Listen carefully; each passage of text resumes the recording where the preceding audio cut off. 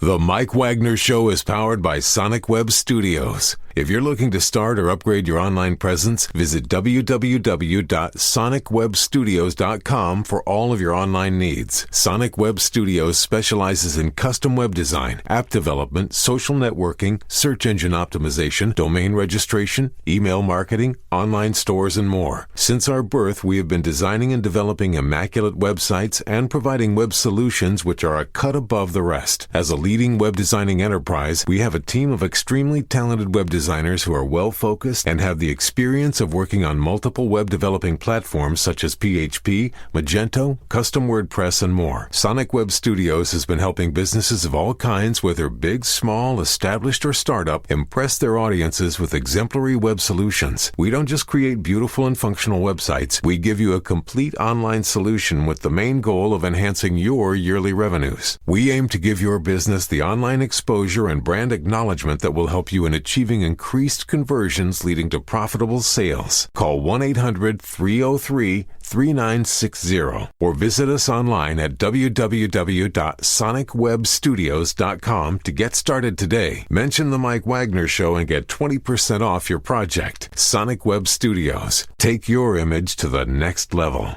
Hey everybody, it's Mike from The Mike Wagner Show. It's time to give a shout out to our official sponsor of The Mike Wagner Show, international award-winning author Michelson. If you love fast-paced mysteries, then you'll love Missing by Michelson.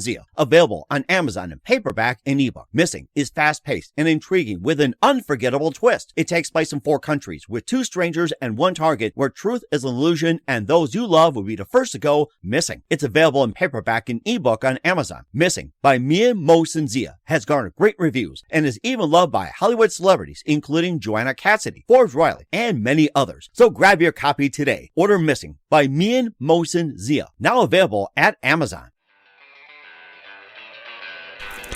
It's now time for the Mike Wagner Show, powered by Sonic Web Studios. Visit online at sonicwebstudios.com for all your needs. The Mike Wagner Show can be heard on Spreaker, Spotify, iHeartradio, YouTube, iTunes, Anchor FM, Radio Public, and themikewagnershow.com. Mike brings you great guests and interesting people from all across the globe. So sit back, relax, and enjoy another great episode of the Mike Wagner Show.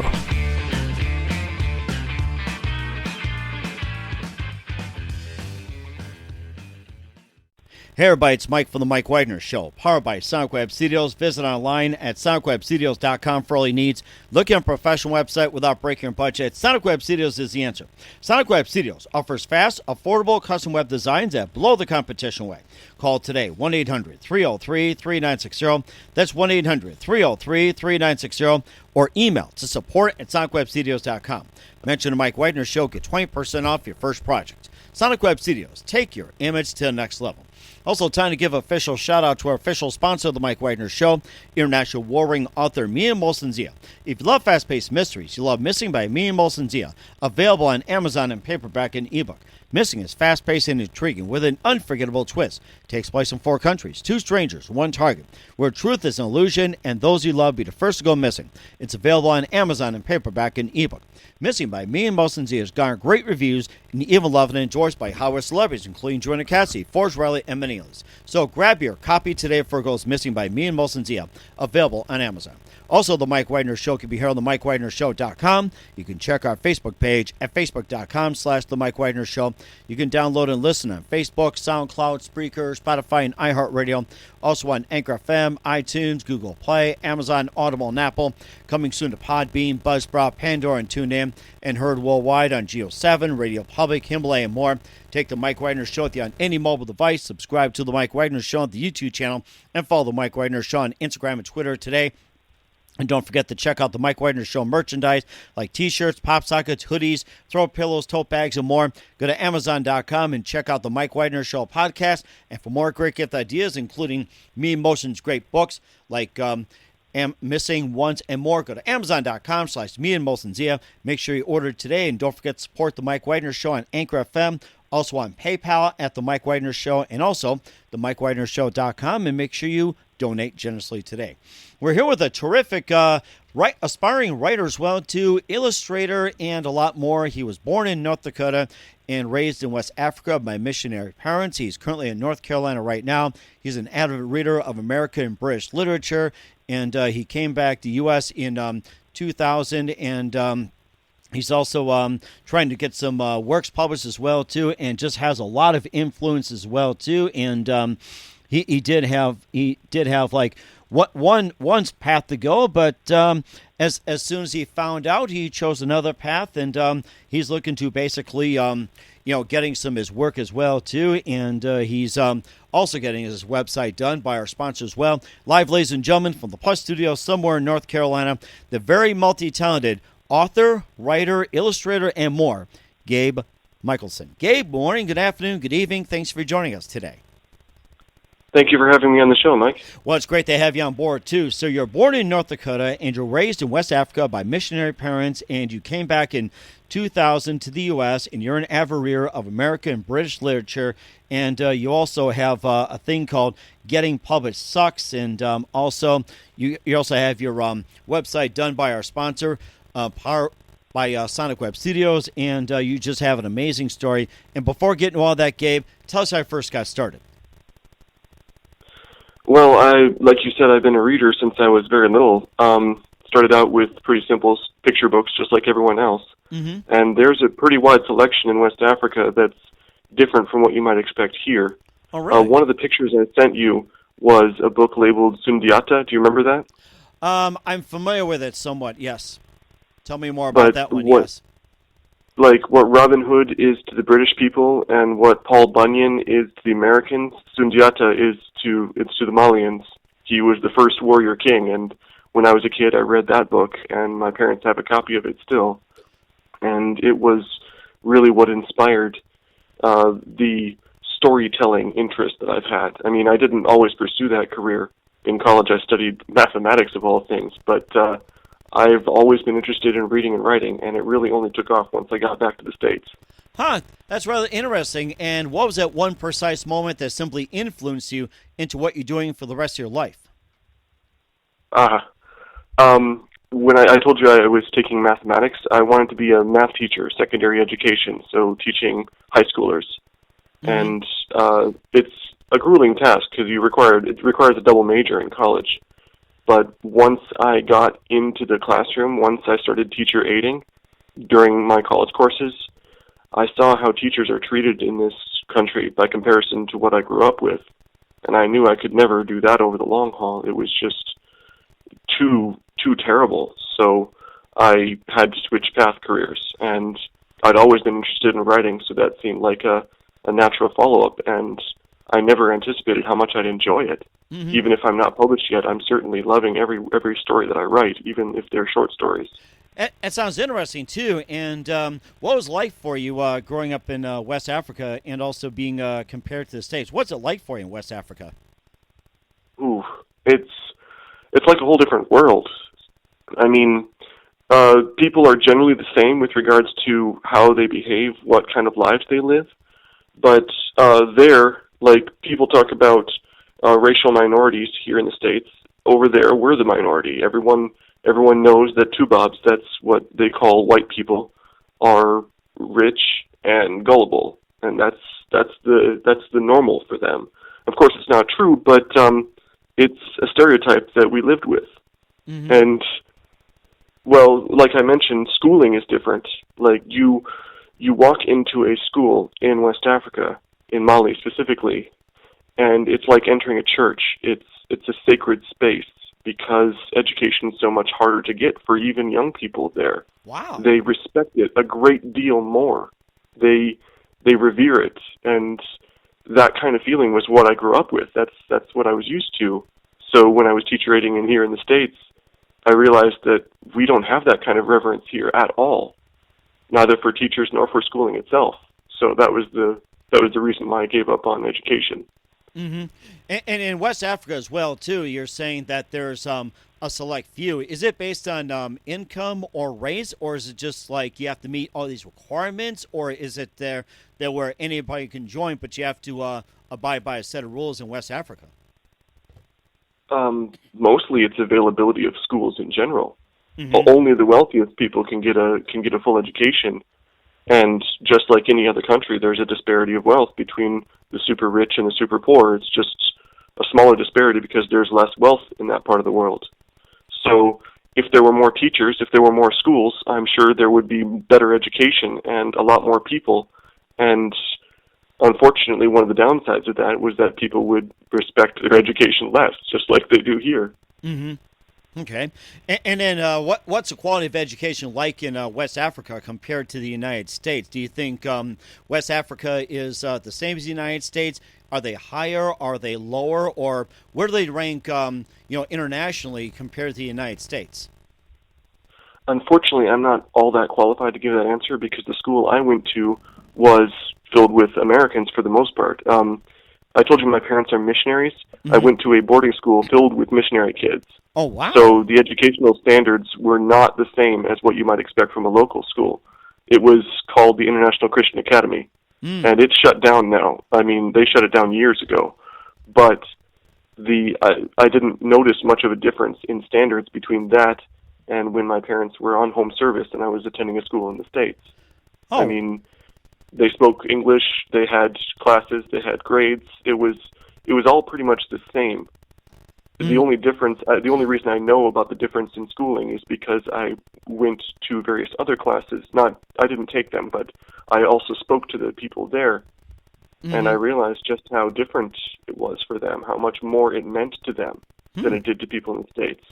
Okay, what kind of course, I came to that realization a bit late, but I did get it eventually. Okay, well, that's a good thing. And what kind of missionary work did your parents do, and how long were they, being on a missionary tour before coming back to U.S.? They spent several decades overseas, but the typical cycle is 2.5 years in Mali, and then half a year back in the States. And they would spend that half a year usually fundraising for the next time they went out. So they would visit churches all over the Midwest, coast to coast, really, while my siblings and I would be taking classes, usual schooling. Okay. And then it was back for 2.5 more years on the mission field.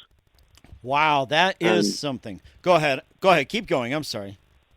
No, I was mostly done. It's just the kind of work that they did was straight up mission building. I mean, they went to a village called Gambia at first. Well, at first they were teaching and language learning because you can't really help these people if you can't speak the language. And most people in West Africa speak French as an international language, and then they have a local language. In my parents' case, it was Fulani or Pular, depending on which dialect you're talking about. They're almost the same language, but they have differences. Think modern English to Middle English. So you can understand some of what's being said, but certainly not everything. Mm-hmm. Okay. All right. Well, that sounds quite interesting, too. And, of course, you being an avid reader of American and British literature. We'll talk more about that along with your favorite authors and some upcoming works as well, too. But first, listen to The Mike Wagner Show at themikewagnershow.com, powered by Sonic Web Studios. Visit online at sonicwebstudios.com for all your needs. Looking at a professional website without breaking your budget, Sonic Web Studios is the answer. Sonic Web Studios offers fast, affordable custom web designs at below the competition rate. Call today, 1-800-303-3960. It's 1-800-303-3960. Or email to support@sonicwebstudios.com. Mention the Mike Wagner Show. Get 20% off your first project. Sonic Web Studios. Take your image to the next level. Also, time to give an official shout-out to our official sponsor of the Mike Wagner Show, international warring author Mia Molson-Zia. If you love fast-paced mysteries, you'll love Missing by Mia Molson-Zia, available on Amazon in paperback and ebook. Missing is fast-paced and intriguing with an unforgettable twist. Takes place in 4 countries, 2 strangers, 1 target, where truth is an illusion and those you love be the first to go missing. It's available on Amazon in paperback and ebook. Missing by Mia Molson-Zia has garnered great reviews and even loved and endorsed by Hollywood celebrities, including Joanna Cassidy, Forbes Riley, and many others. So grab your copy today for Goes Missing by Mia Molson-Zia. Available on Amazon. Also, The Mike Wagner Show can be heard on over 30 podcast platforms, including Facebook, SoundCloud, Spreaker, Spotify, and iHeartRadio. Also, Anchor FM, iTunes, Google Play, Amazon, Audible, and Apple Music. Take The Mike Wagner Show with you on any mobile device. Subscribe to The Mike Wagner Show on the YouTube channel, and follow The Mike Wagner Show on Instagram and Twitter today. And check out The Mike Wagner Show merchandise on Amazon at The Mike Wagner Show Podcast. And for more great gift ideas, go to Amazon.com and check out the Mia Molson-Zia store, and also check out some great books as well. Don't forget to Support the Mike Wagner Show with your generous donation at themikewagnershow.com. Also support us on Anchor FM as well as PayPal, and make sure you do so today.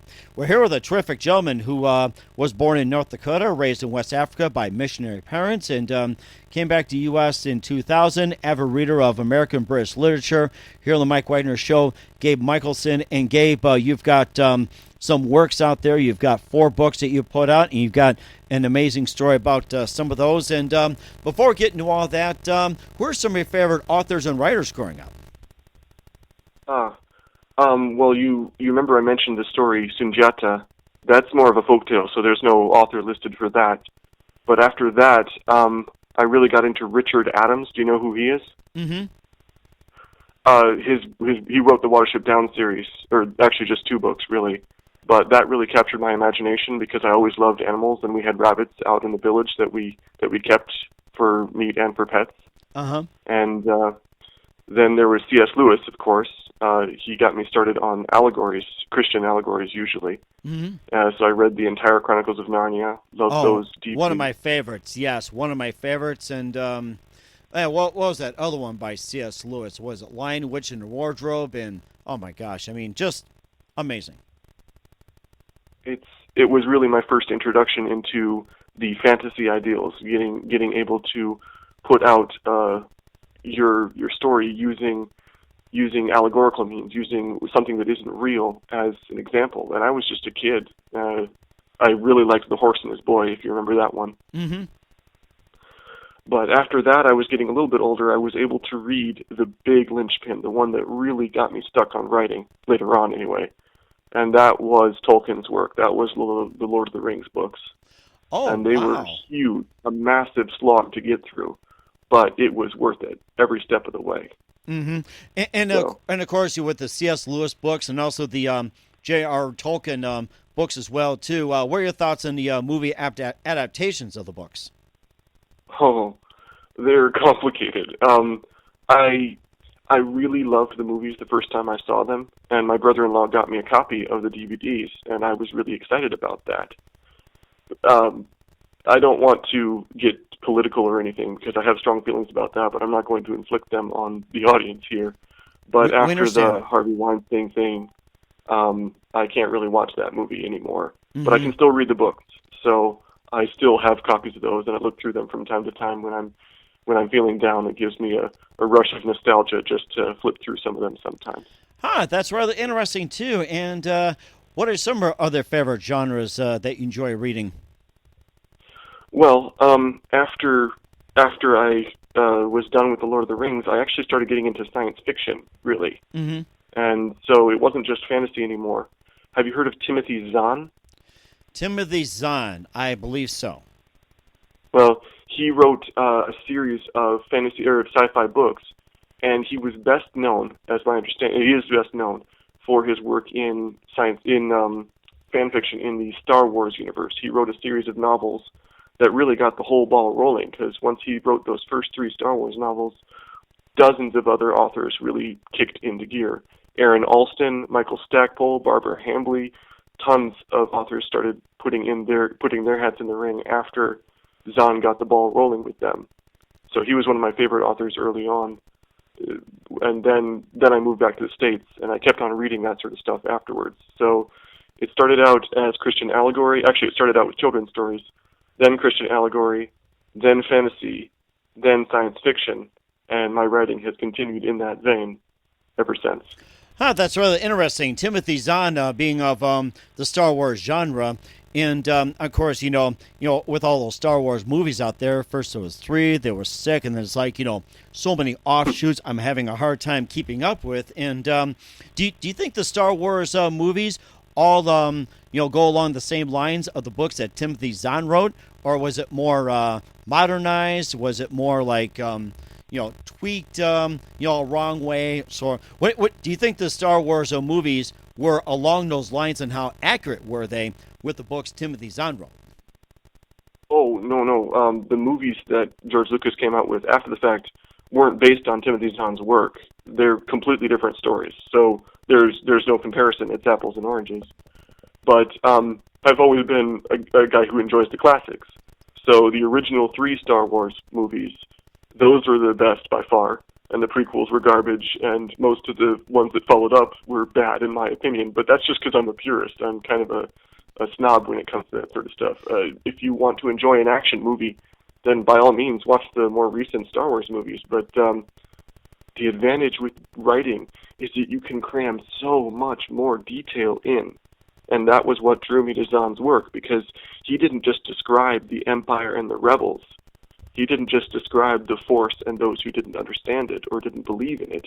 He went into massive detail about all of it. And his characters were involved and believable. And he had the Luke character and the Leia character and the Han character, but he also created his own. And those were the important ones. There was an assassin turned good guy named Mara, and there was a smuggler, an information dealer named Talon Card, and there was the bad guy, the quintessential bad guy who's still showing up in TV shows today, Grand Admiral Thrawn. He was this tactical genius who was laying out the good guys every time he got into a fight with them. He was outthinking them on every level, and in the end, really the only way they beat him was just because he overlooked some small detail and made an ally who wasn't as reliable as he needed. And that's really the only way the good guys won. It was my first exposure to a truly compelling bad guy, and I've been trying to write those kinds of bad guys into my stories ever since. Not just threatening, but overwhelming, and to a degree sympathetic. You gotta have bad guys that are three-dimensional, not just cookie-cutter, mustache-twirling villains. Mm-hmm.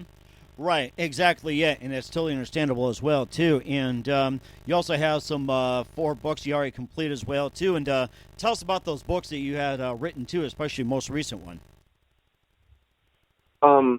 Well, I kind of work on them simultaneously. Like, when I get burned out on one book, I will switch to another until I'm ready and then start back up on the first one.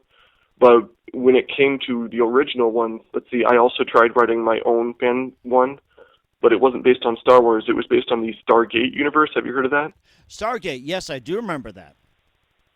Well, this is kind of my homage to Timothy Zahn's initial work. It's about a team, but it's not the main team. It's not SG-1. In fact, I barely include anything from the original characters. Mm-hmm. It's about a different team that's trapped off-world when something goes wrong with Earth, and they don't know what's happened, why they're cut off from their home planet, and they have to survive in a hostile galaxy filled with very dangerous, very malicious aliens. They have to make allies, and they have to find technology, and they have to figure out what went wrong and how to go home again. It's kind of Castaway meets Quantum Leap, I guess. That's one of the advantages of the Stargate universe. You can go to different worlds with different cultures and different technologies. It's what drew me to the show originally when it started coming out. Mm-hmm.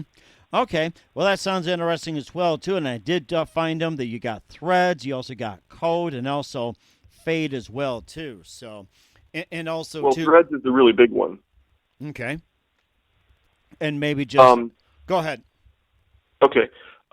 Basically, a lot of my stories are about isolation, separation. In Alliance, that's the Stargate one, that they're cut off from Earth. But in Threads, well, there's this ancient city. It's basically set in medieval times, but with a little bit of magic put in there. I don't really include that much in the story. But there's an ancient city that's the capital of this Visiri Empire, and suddenly and inexplicably, it's cut off from the Western world completely. Like, this enormous black barrier just completely surrounds the city. No one can get in, no one can get out, and you can't see inside either. The barrier's opaque.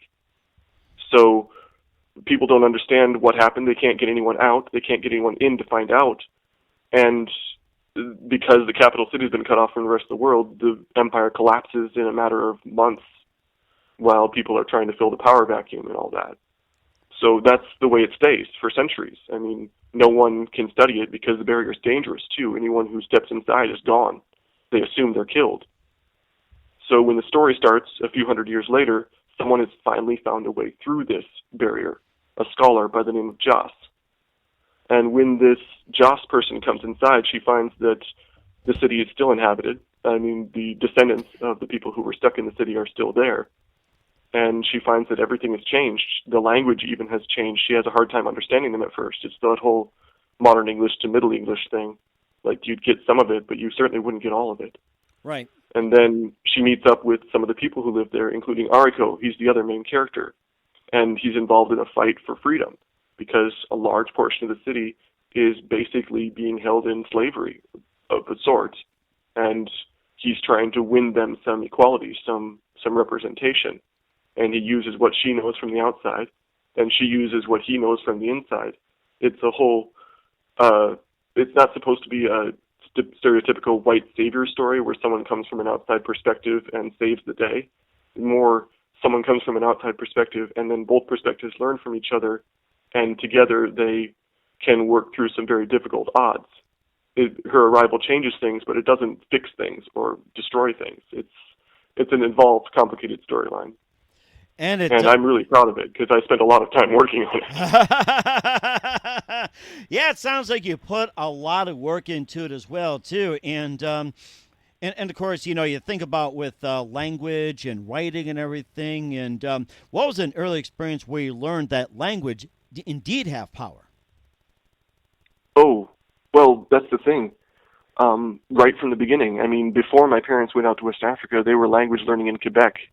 Okay. And I learned French just like all the other students up in Quebec, but you don't use it, you lose it. I mean, I barely speak a few words now because everything after that point was, for me, in English. And my siblings held on to French a lot more easily than I did, but just the ability to speak something that people understand will make them so much more receptive to you, so much more understanding for your perspective. And, well, for an example, a few months ago, my parents sent me an email. They said they were in North Dakota. That's one of the places that they were visiting when they got back to the States. And they heard someone in a mall in North Dakota speaking Pular. And that's a tribal language from Mali. Really? Like, imagine the odds. And so they start up a conversation with this Pular speaker. Turns out he's Fulani, and his family was in Mali, and he was talking to them. And the very idea that they responded to him in Pular because they definitely knew the language made all the difference. It turned them from some ordinary white people who happened to be walking through a mall in North Dakota into cousins or relatives or friends. The impact of language is so much more important simply because they spoke his language. Mm-hmm. And that's increasingly relevant all across the world. It's in this day and age. But writing, literature is an extension of that. And we're lucky in English because our language has been around for so long that we can be very expressive with regards to it. But how we express ourselves, how we make ourselves known, that's powerful whether you're talking to someone or whether they're reading something that you've written. And it will always be that way. It's kind of the core of who we are as people, really. Huh. That's rather interesting. And whereabouts in North Dakota you met this Pular person? Oh, I wasn't there. This is something that I was told secondhand by my parents, but I believe it was I think it was near Minot. I'm not sure exactly where in North Dakota they were at the time. They were visiting friends all over the state. Okay, I think it sounds like Minot as well, too. We're not too far from there. You get a good amount of people from Canada. You get some Norwegian, some Russian, everything. So it may be cold, but it's also a really good city to visit as well, too, and Scandinavia and everything. And very nice city, too, by the way, North Dakota. Oh, I remember. I mean, I barely remember going to Minot, but I grew up in several small towns. Like, basically, before my parents went out, it was Grand Forks, North Dakota. And I spent time in Martin with my father's parents. And yeah, blizzard cold, especially compared to West Africa, which is 120 degrees in the shade sometimes. But the nicest people you'll ever meet, really. Mm-hmm. And of course, a lot of good people, good jobs and everything else. And, I mean, it's just an amazing state. You got to say that. And, of course, you're talking about with writers and everything and being established. Do you think a big ego helps or hurt writers? I'm sorry, I didn't quite catch that. Could you repeat that, Okay, please? I'm sorry. Does a big ego help or hurt writers? Oh, yeah. In my opinion, in general, yes. Having a big ego is helpful to writers because that ego helps you get noticed.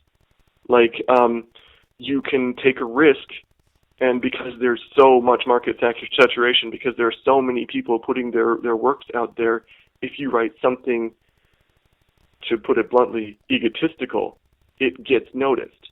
The problem is not to overplay that. You gotta temper your ego to a small degree. Like, you can include a certain amount of profanity in your story if you want to, but if all of your characters are foul-mouthed and swearing a blue streak all the time, that goes a bit beyond ego and into crassness, into playing yourself out, sort of thing. So be bold when it comes to your plot choices. Be bold when it comes to how your characters interact with each other or their dialogue with each other. But remember not to take it too far, because you don't want your characters to get played out.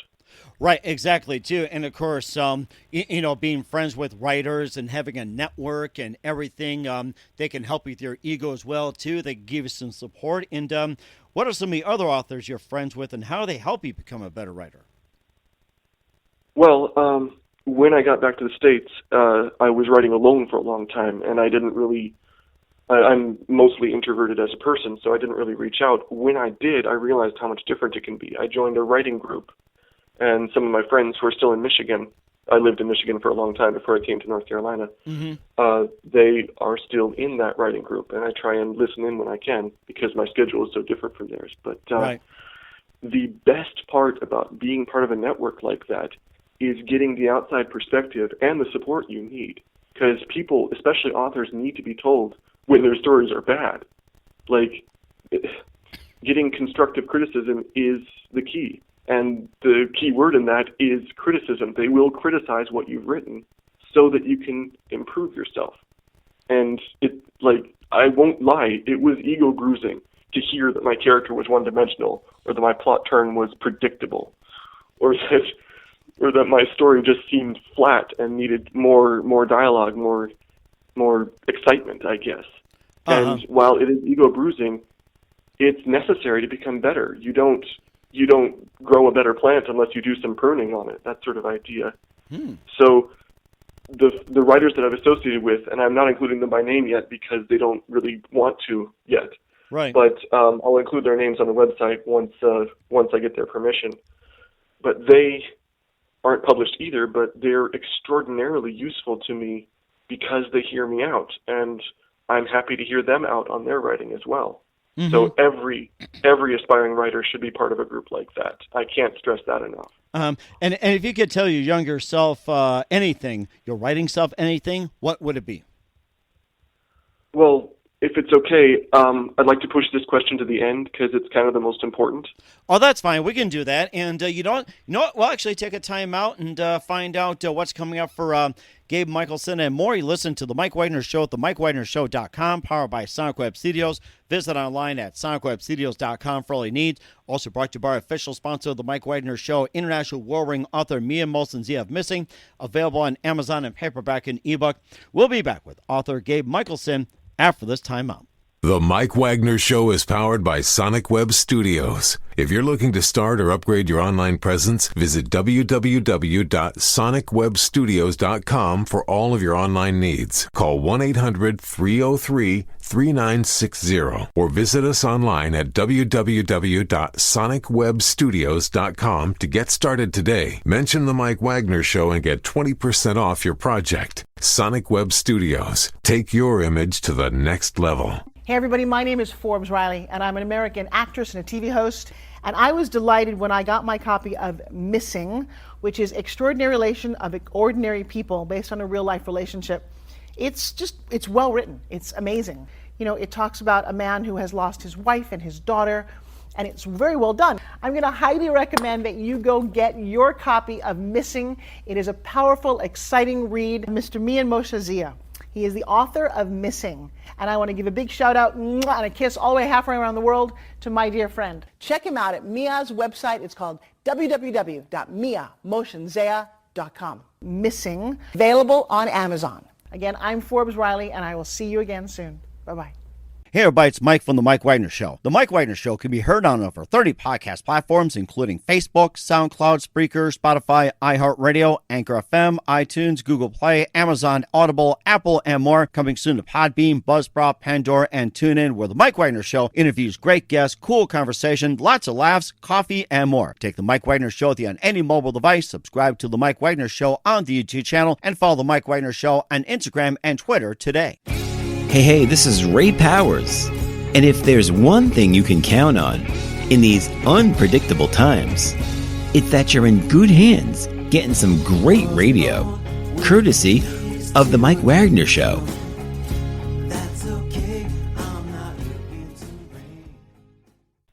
We're back with author Gabe Michelson here, The Mike Wagner Show. Being born in North Dakota, raised in West Africa by missionary parents, came back to the U.S. in 2000, and he's got some books out as well, too, and including Threads, Code, and Fate as well, too. And also just one thing, where can we find your books at? And which I understand you have a website now, which can be found by going to www.gdmwriting.com.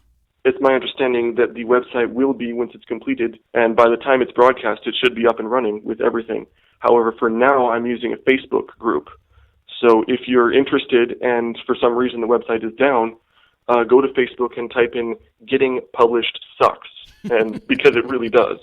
And that will lead you to my group, and it will have all of the information I'm sharing so far, including a full book, Threads Part 1, 3 short stories, and teasers and excerpts for the other books that I've written, enough to get you at least a taste of what I write. And the book is for free, currently anyway, so just download it, and if you like it, share it, and if you don't, that's fine too. It's not everybody's cup of tea. Right, exactly. I know exactly what you mean, and what else can we expect from you in 2021 and beyond, Gabe? Well, you mentioned Fade and Code, and they're very different than the others. They're modern day. They're set in current events. And one of them is modern fantasy, the idea that all of the spirits, all of the ghosts and stuff that we have in our mythology are actually there. They're not they're extra-dimensional creatures that have been around for as long as humanity has. And I had a lot of fun writing that one because what if there are creatures that we can't see? And they have no interest in us personally. I mean, humans are just interesting little puzzles to stare at sometimes. But right. What would it be like for someone, the main character in this story, suddenly becomes aware of those creatures and they become aware of that person? What would that affect them? Would they have, if they have a reason to fear us, how would they react if the main character has a reason to fear them? So I had some fun with the modern fantasy with writing Fade. But Code is the real science fiction one, the first one I wrote.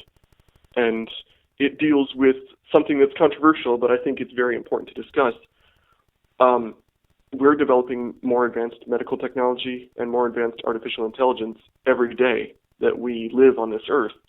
What if we had ourselves an implant of sorts that regulates decision-making, not like a pacemaker that handles a heart, or an implant to regulate epileptic seizures in the brain, but one that actually prevents you from doing something you know is wrong.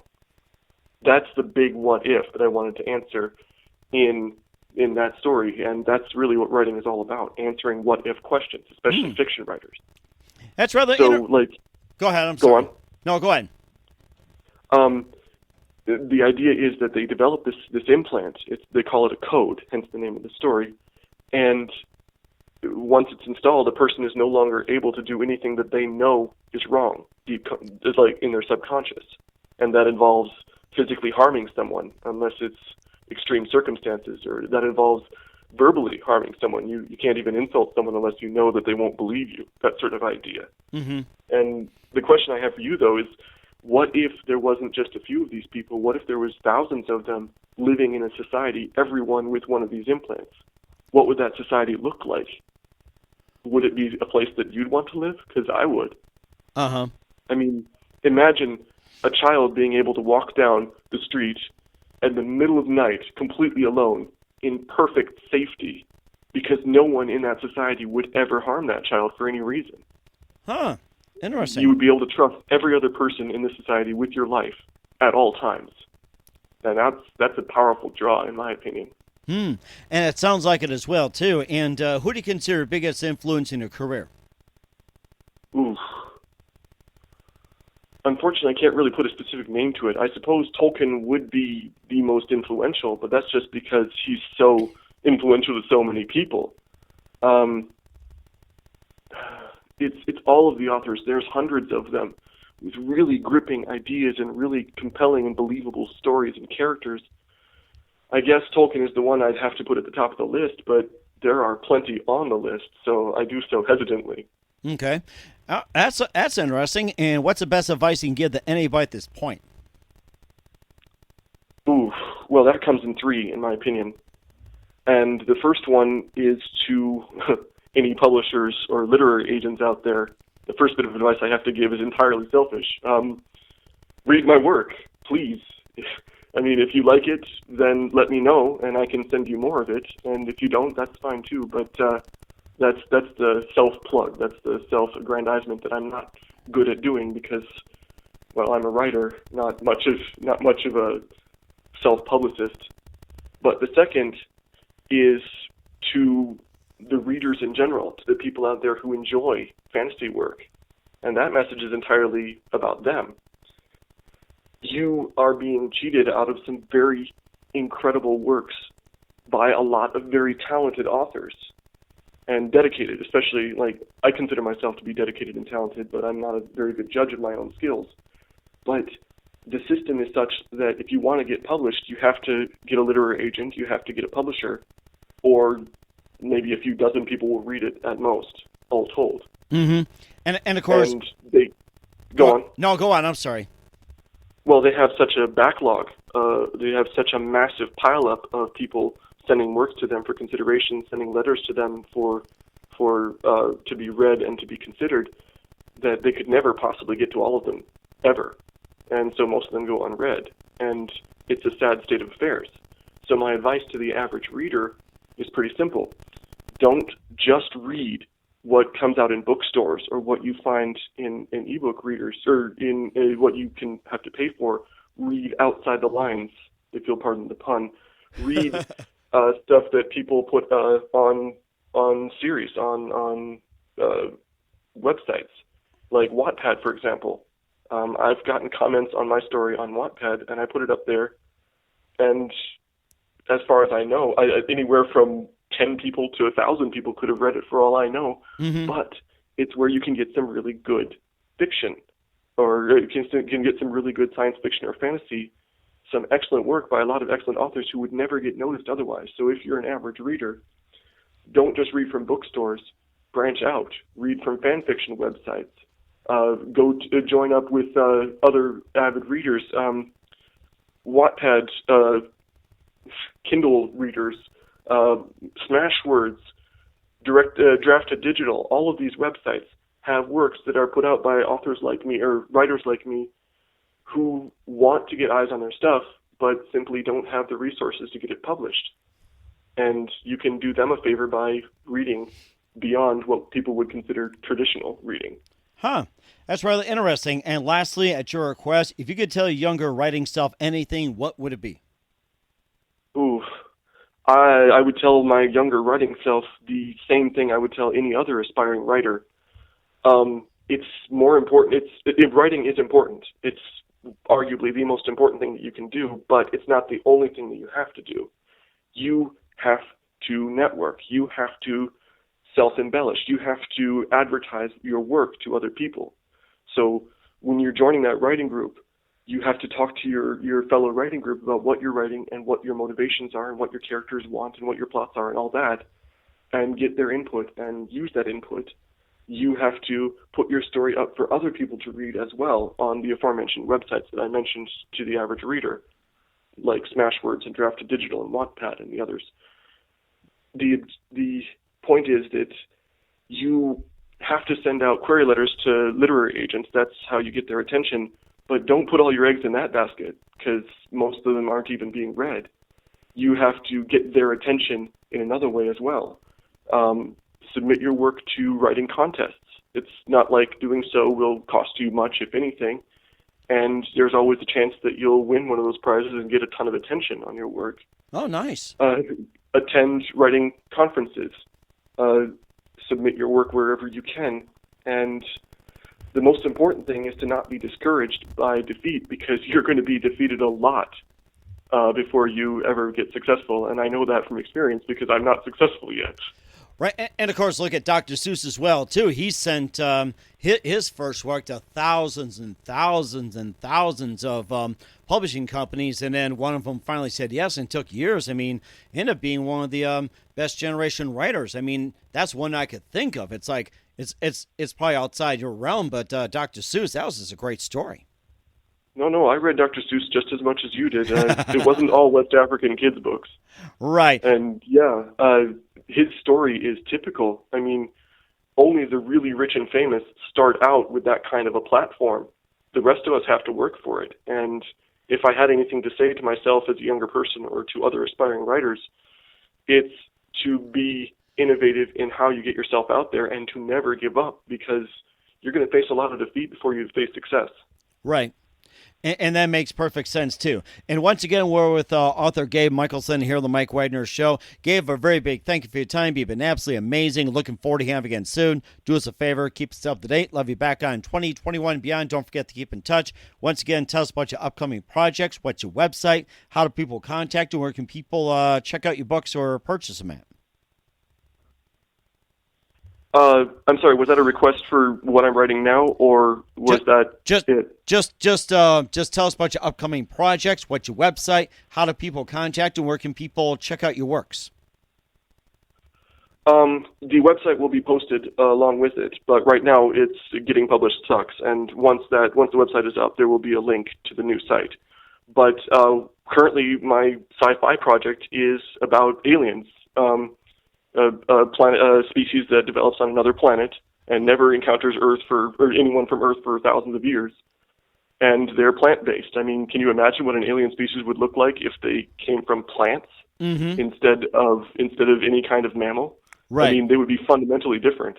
So I've had a lot of fun coming up with what their language and technology would look like. And there are other irons in the fire, a lot of them, but that's the one I've been focusing on most recently.